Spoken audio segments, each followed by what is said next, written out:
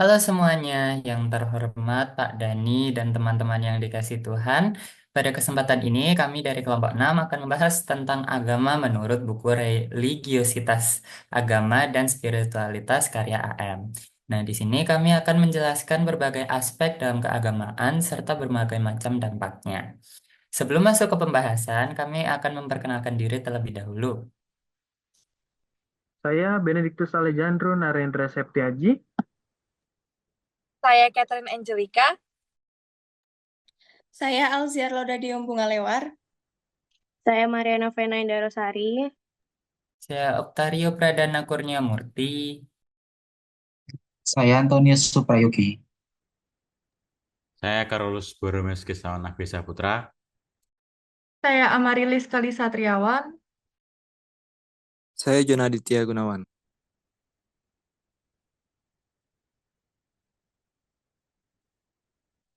Oke, selanjutnya saya akan menjelaskan mengenai pengertian agama. Sebelumnya saya meminta maaf jika saya tidak bisa menyalakan kamera karena terkendala jaringan. Pengertian agama yaitu sebuah sistem kepercayaan yang kompleks dan mendalam, yang mencakup berbagai aspek mulai dari keyakinan tentang Tuhan, cara hidup, hingga aturan moral, di mana inti dari agama adalah religiositas, yaitu perasaan dan kesadaran akan hubungan manusia dengan Allah. Religiositas menjadi sumber dari semua aspek agama. Lalu selanjutnya ada unsur-unsur utama dalam agama. Agama memiliki 4 unsur utama, yaitu yang pertama dogma, doktrin, atau ajaran, yaitu merumuskan hakikat Allah dan kehendaknya untuk manusia dan dunia. Yang kedua ada ibadat atau kultus, yaitu menetapkan bagaimana hubungan manusia dengan Allah, di mana, kapan, dan bagaimana cara serta bentuknya. Yang ketiga ada moral dan etika, menggariskan pedoman perilaku yang sesuai atau tidak sesuai dengan kepercayaan terhadap Allah dalam hidup pribadi, masyarakat, dan dunia. Dan yang terakhir, ada lembaga atau organisasi, yaitu mengatur hubungan antar penganut agama satu dengan yang lain, dan dengan pemimpin agama mereka untuk menghayatkan religiositas secara bersama-sama. Agama dilepaskan dari religiositas atau satu orang. Sayangnya, agama bisa dilepaskan dari religiositas. Hal ini terjadi ketika yang pertama, dogma. Dogma menjadi rumusan-rumusan tentang isi-isi pokok agama yang berdiri sendiri, terlepas dari hakikat Allah. Yang kedua, ada ibadat. Ibadat berubah menjadi rangkaian perbuatan dan kata-kata ritual kosong, tanpa hubungan dengan Allah. Yang ketiga, ada moral. Moral agama berubah menjadi perintah dan larangan, tanpa makna dan tujuan. Dan yang terakhir ada lembaga. Lembaga agama menjadi tujuan tersendiri, bukan menjadi sarana pengembangan dogma, ibadat, maupun moral. Oke, pada slide ini ada dampak pelepasan agama dari religiositas. Pelepasan agama dari religiositas memiliki dampak negatif yang serius. Yang pertama adalah dogma, yang dimana kemunculan kesombongan agama dan intoleransi terhadap agama lain. Lalu, dogma menjadi beban dan penghalang kemajuan hidup, bukan inspirasi. Lalu yang kedua ada ibadat, yang dimana ibadat menjadi magi dan tabu, bertujuan untuk mendapatkan keberuntungan dan menghindari bahaya, bukan untuk beribadah kepada Allah. Lalu, ibadat menjadi kewajiban dengan sanksi, tanpa meningkatkan hubungan dengan Allah. Aku, aku lanjut.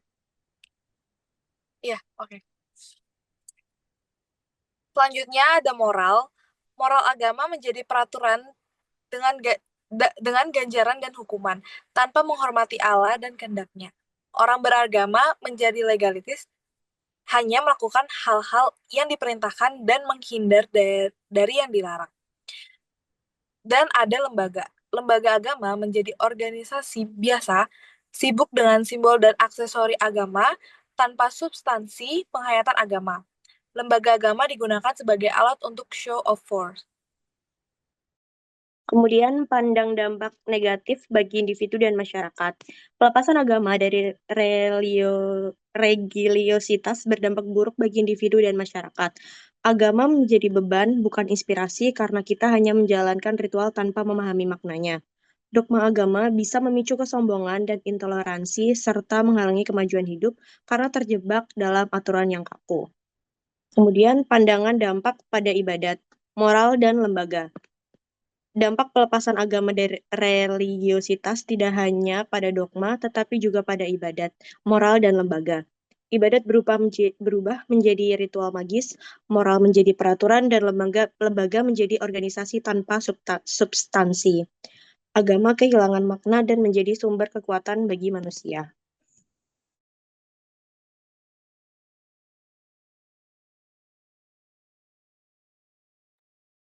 Selanjutnya adalah agama dijadikan ideologi. Agama juga bisa dilepaskan dari religiositas dan menjadi alat perjuangan untuk mencapai hal-hal yang tidak berhubungan dengan agama. Hal ini disebut sebagai agama dijadikan ideologi. Agama dapat dijadikan ideologi ketika agama diposisikan sebagai basis ideologi berbangsa dan bernegara.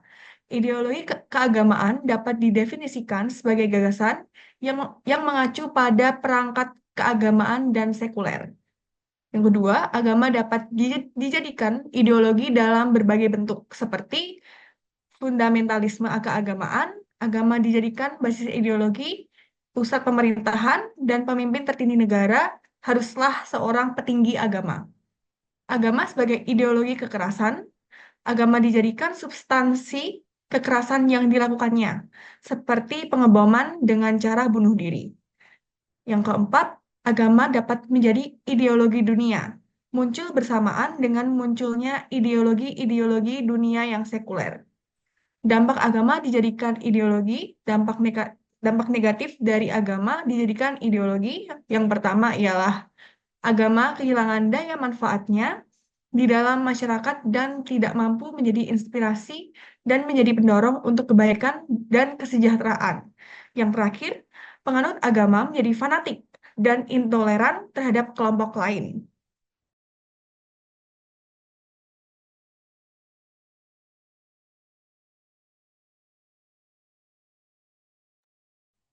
Kesimpulan yang dapat diambil yaitu pelepasan agama dari religiositas dapat terjadi pada semua penganut agama. Hal ini disebabkan oleh keterbatasan manusia dan mudahnya mereka terjebak pada kepraktisan dan rutinitas. Agama yang dilepaskan dari religiositas kehilangan dimensi dan makna religius, sehingga tidak membawa kebaikan dan kesejahteraan kepada masyarakat.